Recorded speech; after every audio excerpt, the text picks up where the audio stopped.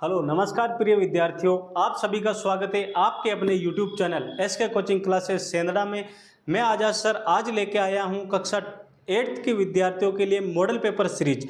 इस सीरीज से आपके बोर्ड एग्जाम में हूबहू क्वेश्चन मिलने की संभावना है और आपको इस मॉडल पेपर से आपकी तैयारी जांचने का भी आपके पास अच्छा मौका है।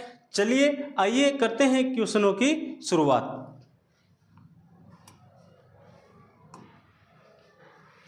पहला क्वेश्चन है हमारे पास बहुविकल्प प्रश्न, यानी आपको एक क्वेश्चन दे रखा है, उसमें ऑप्शन दे रखे यानी फर्स्ट, सेकंड, थर्ड और फोर्थ, यानी यहाँ पे ABCD भी आ सकता है आपके पास, अ ब स द भी आ सकता है आपके पास, 1 2 3 4 के फॉर्मेट में भी आ सकता है। ये क्वेश्चन दे रखा है और ये इसका आंसर है, तो आपको इसमें से इसका आंसर बताना है। पहला क्वेश्चन है हमारे पास -2/9 वे गुणा 3/6 का गुणा, क्या गुणा, ये 3/6 का गुणा करने पर उत्तर प्राप्त होगा, यानी आपको इस संख्या को गुणा करना है और आपको क्या बताना है, आंसर। ओके, अब देखो हम यहाँ से 3 की टेबल से 9 को काट देते हैं। 3 एकम 3, 3 तरीके 9, 2 एकम 2, 2 तिया 6। अब देखो ऊपर कुछ नहीं बच रहा तो हम ऊपर लेते हैं, यहाँ पे माइनस भी बचा, ये माइनस 1 का 1। अब देखो नीचे ये 2 संख्या बच रही है, आपको क्या करना है, इन दोनों को गुणा करना है। अगर हम 3 को 3 से गुणा करते हैं तो कितने आते हैं, 9। अब देखो आंसर में -1/9, ये देखो हमारे पास आंसर यहाँ पे ये मिला -1/9, तो इसका सही आंसर क्या हुआ, 4 नंबर, -1/9। ऑप्शन ढंग से देखना है, ये देखो ऑप्शन नंबर 1 में भी क्या है, 1/9, सिर्फ इसमें फर्क किसका है, चिन्ह का फर्क है, तो आपको चिन्ह का भी विशेष कर ध्यान रखना है। तो हमारे पास इजी वे में आंसर क्या आया, -1/9। चलो प्रिय विद्यार्थियों लेते हैं क्वेश्चन नंबर नेक्स्ट क्वेश्चन है हमारे पास एक चर वाले रेखीय समीकरण का व्यापक रूप है, यानी आपको एक चर वाला रेखीय समीकरण का व्यापक रूप क्या होता है वो आपको बताना है। तो इसका आंसर हो जाएगा हमारे पास option number 3, AX + B = 0। Okay, लेते हैं क्वेश्चन नंबर नेक्स्ट। ये लो, ये आ गया भाई हमारे पास क्वेश्चन नंबर नेक्स्ट, ठीक है। नेक्स्ट क्वेश्चन है हमारे पास चतुर्भुज के सभी अंत्य कोणों के मेप का योग होता है, सॉरी यहाँ पे माप का योग होता है, यानी चतुर्भुज के चारों ही कोणों का योग कितना होता है वो आपको बताना है। त्रिभुज ले ले, त्रिभुज के तीनों कोणों का योग कितना होता है, त्रिभुज के तीनों कोणों का योग होता है 180। चतुर्भुज के चारों कोणों का योग कितना होता है हमारे पास, 360। तो इसका राइट आंसर हमारे पास क्या आ जाएगा, 360 डिग्री। ओके, लेते हैं क्वेश्चन नंबर नेक्स्ट। ये लो भाई साहब, आगे हमारे पास क्वेश्चन नंबर नेक्स्ट प्रश्न है हमारे पास, निम्न में से किसी संख्या की वर्ग, यहाँ पे क्या पूछा है विशेषकर नोट करना है, वर्ग संख्या के अंत में 1 आता है, यानी आपको 4 ऑप्शन दे रखे हैं, इनमें से आपको वर्ग करना है और बताना कि कौन सी संख्या के अंत में क्या आ रहा है, 1। क्या आना चाहिए अंत में, 1। तो ये लो हम वर्ग कर करके देख लेते हैं। पहला ऑप्शन है हमारे पास फर्स्ट, कितना, 109। अब आपको पूरा नहीं करना है, सिर्फ लास्ट वाली संख्या का वर्ग कर लेना है। लास्ट में क्या है हमारे पास संख्या 9, तो आपको 9 का वर्ग यानी 9 को 9 से गुणा करना है, 81।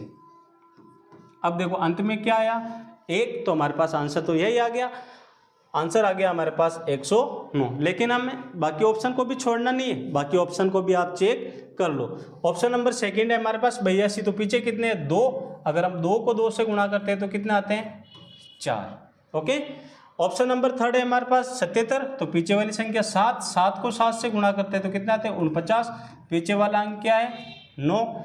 लास्ट में 123, तो 3 का वर्ग कर लेते हैं, 3 को 3 से गुणा करते हैं तो कितने आते हैं, 9। तो हमारी इसका राइट आंसर क्या आया, राइट आंसर आ गया हमारे पास 109। ओके, लेते हैं बच्चों क्वेश्चन नंबर नेक्स्ट। ये लो, आगे हमारे पास क्वेश्चन नंबर नेक्स्ट, संख्या 9 की घन संख्या होगी। वैसे तो आपको 20 तक की घन तो याद होनी ही चाहिए, जैसे ही आप घन का क्वेश्चन आएगा आप डायरेक्ट क्वेश्चन को हल कर लोगे। लेकिन अगर आपको घन याद नहीं है तो आपको क्या करना है, 9 की घन निकालना है, यानी 9 की घन का मतलब होता है क्यूब। क्या होता है, क्यूब, यानी आपको 9 को 3 बार लिखना और गुणा करना है, 9 × 9 × 9, 9 का स्क्वायर यानी 9 को 9 से गुणा करेंगे तो 81। अगर हम 81 को 9 से गुणा करेंगे तो 9 एकम 9, 9 आठे 72। तो हमारे पास कितना आया आंसर 729। देखो ऑप्शन फर्स्ट, सेकंड, थर्ड और फोर्थ, इसमें से हमारे पास कौन सा आंसर बैठ रहा है? आंसर बैठ रहा है हमारे पास ऑप्शन नंबर 4। तो इसका राइट आंसर क्या हुआ हमारे पास? 729। लो बच्चों, नेक्स्ट क्वेश्चन है हमारे पास, निम्नलिखित में से गुणन की अंतर्गत उपयोग किए गए गुणधर्म, आपको गुणधर्म बताना है। सिर्फ क्या बताना है? गुणधर्म। आपको पूरा क्वेश्चन हल नहीं करना है, सिर्फ आपको क्या बताना है? गुणधर्म। अब देखो दोनों ही तरफ गुणा हो रही है और दोनों ही तरफ अगर हम देखते हैं तो हमारे पास संख्या क्या सेम आ रही है। तो हमारे पास देखो गुणा में, तो इसमें हो जाएगा गुणन की क्रम विनिमयता। क्या आंसर आ जाएगा इसका? क्रम, गुणन की क्रम विनिमयता। सिर्फ आपको गुणधर्म बताना है, क्वेश्चन को पूरा हल नहीं करना है। लेते हैं बच्चों क्वेश्चन नंबर नेक्स्ट क्वेश्चन है हमारे पास समीकरण का 2x। क्या है क्वेश्चन? 2x बट्टे 3 प्लस 1 बराबर 7x बट्टा 15 प्लस 3। इस क्वेश्चन को आपको इजी बनाने के लिए क्या करना है? आपको x वाली संख्याओं को बराबर के इधर रखना है और बाकी संख्या को आपको बराबर के उधर रखना है, तो ये प्रश्न इजी वे में हो जाएगा। ओके, अब इधर देखते हैं तो 2x के 2x, यही 2x के 2x, 3 के 3। अब इस संख्या को हम उठा के बराबर के इधर लेके आते हैं तो क्या होता है? अगर संख्या प्लस में है तो माइनस में हो जाएगी, अगर माइनस में है तो प्लस में हो जाएगी। तो ये संख्या इधर आएगी तो किसकी हो जाएगी? माइनस के 7x बट्टा 15 बराबर के बराबर, इधर ये प्लस 3 के 3। अब इस संख्या को हम उठा के अगर बराबर के इधर लेके आए तो क्या होगा? प्लस का 1, अगर बराबर के इधर आएगा तो किसका हो जाएगा? माइनस का 1। ये प्लस का इधर आए तो किसका हो गया? माइनस का 1। अब बीच में माइनस का निशान है, तो अब क्या करना? आपको इन दोनों ही संख्याओं का या तो आपको एलसीएम लेना है या फिर आपको इन दोनों संख्या को गुणा करके फिर क्रॉस मल्टीप्लाई करके भी आप क्वेश्चन को कर सकते हैं। तो हम इसका ले लेते हैं एलसीएम। 3 और 15, यानी आपको ऐसी संख्या बतानी जिसकी टेबल में 3 भी आए और उसकी टेबल में 15 भी आए। ठीक है, तो 3 और 15 दोनों कौन सी संख्या है? तो वो संख्या है 15। क्या है? 15। हम ऐसे डायरेक्ट भी निकाल सकते हैं, वरना हम इसका क्या एलसीएम लेके भी निकाल सकते हैं। 3 और 15, 3 की टेबल में 3 एकम 3, 3 पंजे 15, फिर 5 से 1 का 1, 5 एकम 5। अब इन दोनों ही संख्याओं को गुणा करो, तो हम 3 को 5 से गुणा करते हैं तो हमारे पास कितने आते हैं? 15। तो इन दोनों संख्या का एलसीएम हमारे पास कितना आया? 15। ओके, अब देखो इस वाली संख्या का तो हमें इसमें भाग लगाना है, यानी उस टेबल में देखना कितनी बार आ रही। 3 की टेबल में 15 कितनी बार आते हैं? 3 पंजे 15, कितनी बार? 5 बार। अब वो जो भी संख्या आएगी आपको ऊपर वाली संख्या से क्या करना है? गुणा। 3 के पहाड़े में 15, 3 पंजे 15, 5 बार। अब 5 को ऊपर वाली संख्या से गुणा कर देना है, तो 5 को हम 2 से गुणा करेंगे तो 10x, माइनस के माइनस, यहाँ पे 15 की टेबल में 15 एक बार, अगर हम 1 को 7 से गुणा करेंगे तो 7x बराबर के बराबर। अगर हम 3 में से 1 घटाएंगे तो कितने बचेंगे? 2। यहाँ पे देखो दोनों ही संख्या x की है, तो हम 10 में से अगर 7 घटाते तो हमारे पास कितने बचते हैं? 3x बट्टा 15 बराबर 2। 2 के नीचे कुछ नहीं तो हम क्या लगा देते हैं? 1। अब आपको करना है क्रॉस मल्टीप्लाई, यानी इस वाली संख्या को इससे गुणा और इस वाली संख्या को इससे गुणा। अगर हम 3 को x से गुणा करेंगे तो हमारे पास कितना आएंगे? 3x बराबर के बराबर। अगर हम 15 को 2 से गुणा करते हैं तो कितने आते हैं? 15 दूना 30। x को यही रखना है, गुणे की संख्या इधर आएगी तो किस में जाएगी? बटे हुए में। तो x बराबर हमारे पास आ जाएगा 30 बट्टा 3। अब 3 की टेबल में 30, 3 एकम 3, ये 0 का 0। तो x का मान हमारे पास कितना आया? x का मान हमारे पास आ गया 10। ओके, लेते हैं बच्चों क्वेश्चन नंबर नेक्स्ट। ये लो, नेक्स्ट क्वेश्चन है हमारे पास निम्नलिखित संख्याओं में से प्रत्येक के घन के इकाई के अंक ज्ञात कीजिए। यानी आपके पास ये दो संख्या दे रखी है, दोनों ही संख्याओं का घन में आपको किसका इकाई का अंक बताना है। क्या बताना है? इकाई का अंक। क्वेश्चन नंबर फर्स्ट आपको क्या करना है? इकाई यानी फर्स्ट वाली संख्या लेनी है। कौन सी संख्या? फर्स्ट, और इसका घन बता देना है। तो यहाँ पे हो जाएगा 8 का घन, 8 गुणा 8 गुणा 8। ओके, ये सेकंड है।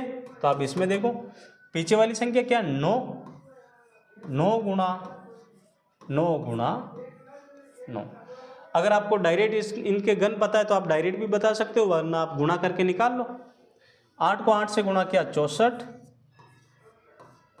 64 को 8 से गुणा करना है तो आ जाएगा हमारे पास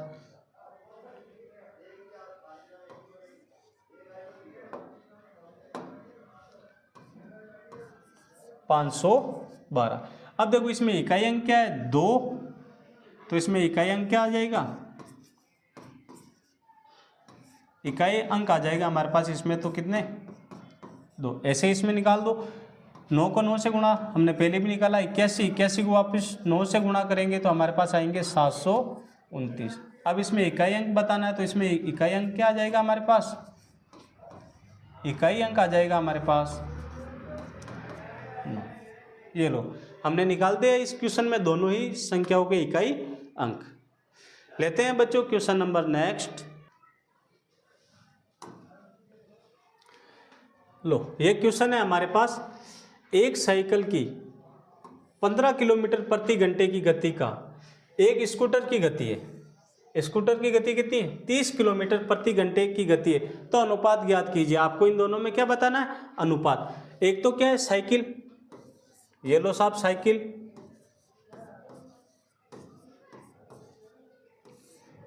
अनुपात एक क्या हमारे पास? स्कूटर, ये लो स्कूटर। अब इन दोनों ही संख्याओं का आपको क्या बताना है? किलोमीटर दे रखा है तो आपको इन दोनों ही संख्याओं का अनुपात बताना है। तो साइकिल का कितना है? 15 किलोमीटर,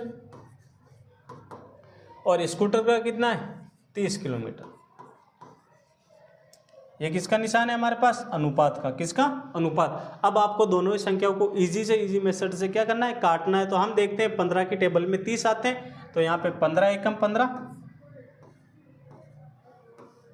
15 दूना 30। तो इसका अनुपात हमारे पास क्या आ जाएगा? 1:2। यानी साइकिल और स्कूटर की गति का अनुपात क्या होगा हमारे पास? 1:2। लो बच्चों, आगे हमारे पास क्वेश्चन नंबर नेक्स्ट। इन प्रयोगों में आप जो परिणाम देख सकते हैं उन्हें लिखिए। यानी एक आपको इसमें दो क्वेश्चन दे रखा है। फर्स्ट क्वेश्चन है हमारे पास, पहिए को घुमाना।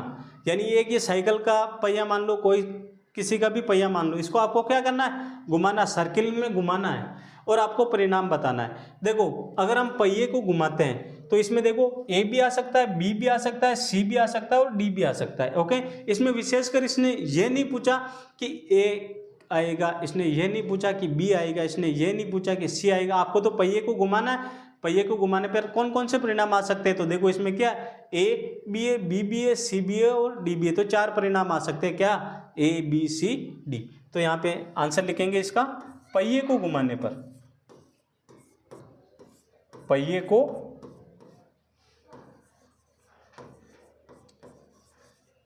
घुमाने पर परिणाम हमारे पास आएंगे ए बी सी और डी। यानी ये कितने? चारों ही परिणाम हमारे पास आ सकते हैं। ओके, नेक्स्ट इसका सेकंड प्रश्न है बी, दो सिक्कों को एक साथ उछालना। यानी हम जैसे हम कहीं पे भी मैच वगैरह कुछ भी होता है तो हम टॉस करते हैं ना सिक्कों का, वही सिक्का जो आप घरों में यूज में लेते हो और आप जो दुकान पे जाते हो वो देखते हो ना सिक्का। 1 रुपये का सिक्का हो सकता है, 2 रुपये का हो सकता है, 5 रुपये का हो सकता है और 10 रुपये का सिक्का हो सकता है। तो दो सिक्कों को एक साथ उछालने पर कौन से परिणाम आएंगे वो आपको बताने हैं। अगर हम दो सिक्कों को एक साथ उछालेंगे, दो सिक्कों को क्या करना है? एक साथ उछालना है। एक साथ उछालने पर, उछालने पर देखो इसमें होता है चित्त और पट, यानी हेड और टेल। एच को बोलते हैं हम हेड और टी को बोलते हैं हम टेल। ओके, ये तो हो गया सिक्के को एक बार उछालने पर। अगर हम सिक्के को 2 बार उछाल रहे हैं तो क्या पता दोनों ही बार हेड आ जाए, क्या पता दोनों ही बार टेल आ जाए। एक बार हेड और एक बार टेल आ सकता है, पहले एक बार टेल और एक बार हेड आ सकता है। अगर हम सिक्के को 2 बार उछालते हैं तो हमारे पास परिणाम कितने आते हैं? 4। हेड हेड आ सकता है, टेल टेल आ सकता है, एक बार हेड और टेल आ सकता है, और टेल और हेड आ सकता है। ओके, लो आ गया बच्चों हमारे पास क्वेश्चन नंबर नेक्स्ट प्रश्न है, अभाज्य गुणनखंड विधि से 441 का वर्गमूल ज्ञात करना है। यानी 441 का वर्गमूल, यानी 441 किसका वर्ग है वो आपको बताना है। कौन सी विधि का भी ध्यान रखना? अभाज्य गुणनखंड विधि। तो ये लो हम निकाल लेते हैं 441 का अभाज्य गुणनखंड विधि द्वारा वर्गमूल। ओके, अब देखो जिस संख्या के पीछे 0, 2, 4, 6 और 8 आते हैं उसमें हमेशा किसका भाग जाता है? 2 का। बाकी किसका जाएगा? जिस संख्या के पीछे 1, 3, 5, 7 और 9 आते हैं उसमें किसका जाएगा? या तो 3 का जाएगा, या 5 का जाएगा, या 7 का जाएगा, या 11 का जाएगा, या 13 का, यानी अभाज्य संख्या का भाग जाता है। अब देखो इसके पीछे कितना आ रहा है? 1, तो इसमें 2 का तो जाएगा नहीं। अब इसमें हम देखते हैं 3 का। 3 का क्या नियम है? अगर आप सभी संख्याओं को जोड़ो, जितनी भी संख्या है, और उन सभी संख्याओं को अगर आप जोड़ते हो, अगर वो जोड़ने पर वह संख्या अगर 3 की टेबल में या 3 के पहाड़े में आ रही है तो उसमें 3 का भाग चला जाएगा। जैसे देखो 4 और 4 कितने होते हैं? 8, 8 और 1 कितने होते हैं? 9। क्या 3 की टेबल में 9 आते हैं? बिल्कुल जी, 3 की टेबल में 9 आते हैं। तो इसमें किसका भाग चला जाएगा? 3 का। 3 एकम 3, पीछे कितना बचा? 1, 3 चौक 12, पीछे बचे 2, 3 सते 21। वापिस देख लो जोड़ के अपने क्या है? 1 और 4 5, 5 और 7 कितने होते हैं? 12। क्या 3 की टेबल में 12 आते हैं? बिल्कुल 3 की टेबल में 12 आते हैं। तो इसमें भी किसका चला जाएगा? 3 का। 3 चौक 12, पीछे बचा 2, 3 नम 27। अब देखो 49 आ गए, जोड़ के देख लो। 9, 9 और 4 कितने होते हैं? 13। क्या 3 की टेबल में 13 आते हैं? तो नहीं जाएंगे, क्योंकि 3 की टेबल में 13 आते ही नहीं है। 5 का क्या नियम है? जिस संख्या के पीछे 0 और 5 आते हैं उसमें किसका जाएगा हमारे पास? 5 का। अब देखो इसके पीछे 9 है, 5 तक चले गए। अब उसके बाद देखते हैं 7 का। तो 7 की टेबल में 49 कितनी बार आते हैं? 7 साथी 49, 7 एकम 7। वर्ग में है तो 2 संख्याओं के जोड़े बनाओ। 3 गुणा 7 गुणा 7। एक जोड़े में से एक संख्या बाहर लो, दूसरे जोड़े में से भी एक संख्या बाहर लो। 3 को 7 से गुणा करेंगे तो 3 साते 21। तो इसका आंसर कितना आ जाएगा हमारे पास? 21। यानी 441 किसका वर्ग है? 21 का वर्ग है। लो बच्चों आ गया हमारे पास क्वेश्चन नंबर नेक्स्ट क्वेश्चन है, एक सम बहुभुज की भुजाओं की संख्या ज्ञात कीजिए। यानी एक सम बहुभुज है, उसकी आपको भुजाओं की संख्या बतानी है। इसके प्रत्येक अंत्यकोण, यानी आपके पास क्वेश्चन में क्या दे रखा है? अंत्यकोण, बहुभुज के अंत्यकोण।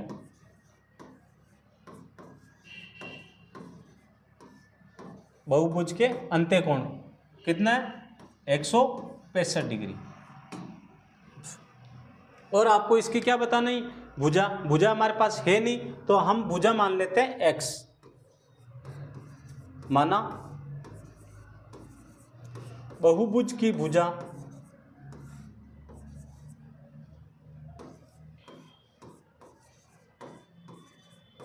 है x। क्या मान लेते हैं? x है।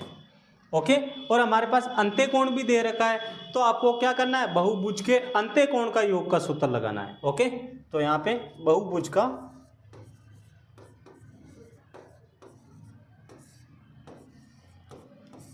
का अंत्यकोण निकालने का फॉर्मूला होता है हमारे पास n-2 गुणा 180 बटा n।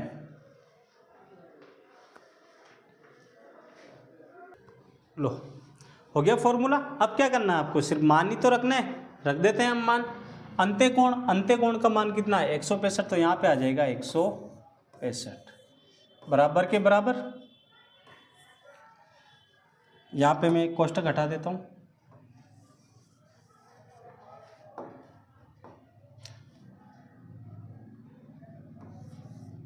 n-2 गुणा 180 बटा n। अब देखो इसके नीचे कुछ नहीं तो क्या लगा देता हूँ मैं, एक। अब कर देते हैं क्रॉस मल्टीप्लाई।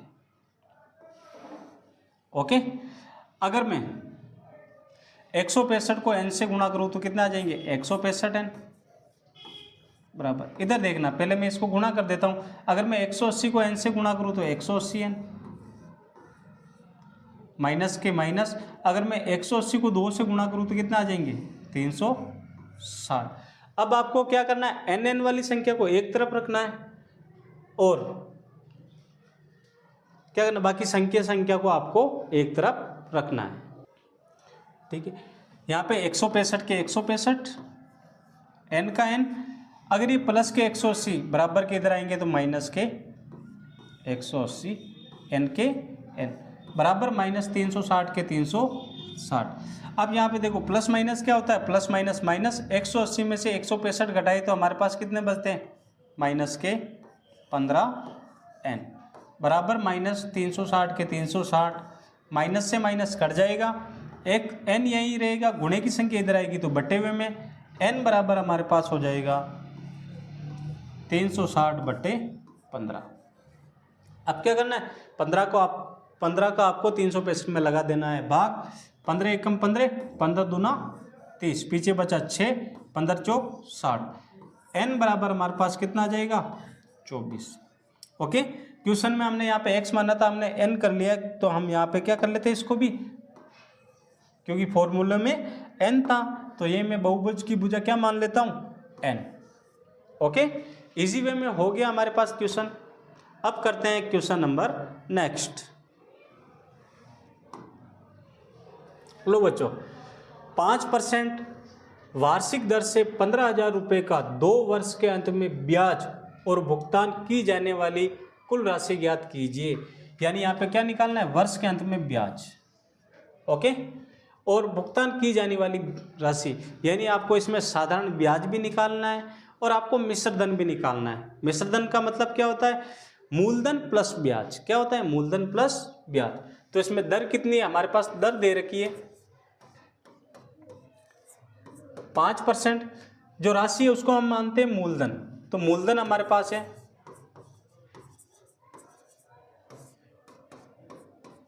15,000 और समय है हमारे पास 2 वर्ष। कितना, 2 वर्ष। तो आपको क्या करना है, साधारण ब्याज का फॉर्मूला लगाना है। साधारण ब्याज का फॉर्मूला होता है साधारण ब्याज बराबर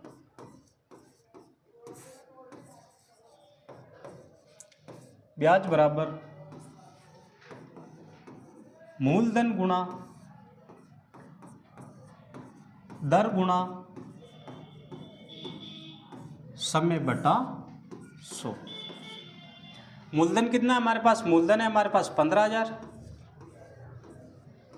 दर कितनी है हमारे पास 5% और समय कितना है 2 वर्ष।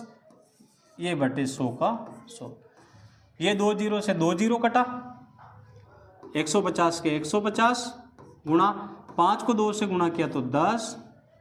अगर हम 150 को 10 से गुणा करते हैं तो हमारे पास कितना आते हैं 1500। ओके, पहले हमारे पास ब्याज पूछा तो ब्याज तो आ गया हमारे पास कितना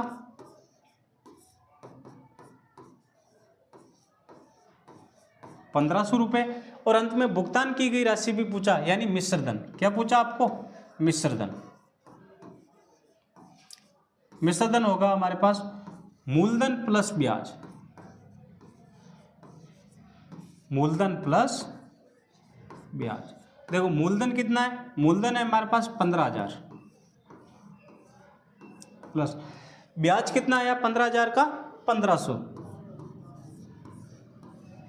दोनों को जोड़ो 15 और 1 16, 16,500 रुपये। चलिए प्रिय विद्यार्थियों, आज हमने आपको करवाया है मॉडल पेपर फर्स्ट और नेक्स्ट हम लेके आएंगे मॉडल पेपर सेकंड। अगर आपको हमारे ये वीडियो अच्छा लगा हो तो वीडियो को लाइक कीजिए और शेयर कीजिए और हमारे YouTube channel SK coaching classes Sendhra को सब्सक्राइब कीजिए। मिलते हैं नेक्स्ट मॉडल पेपर के साथ। जय हिंद, धन्यवाद।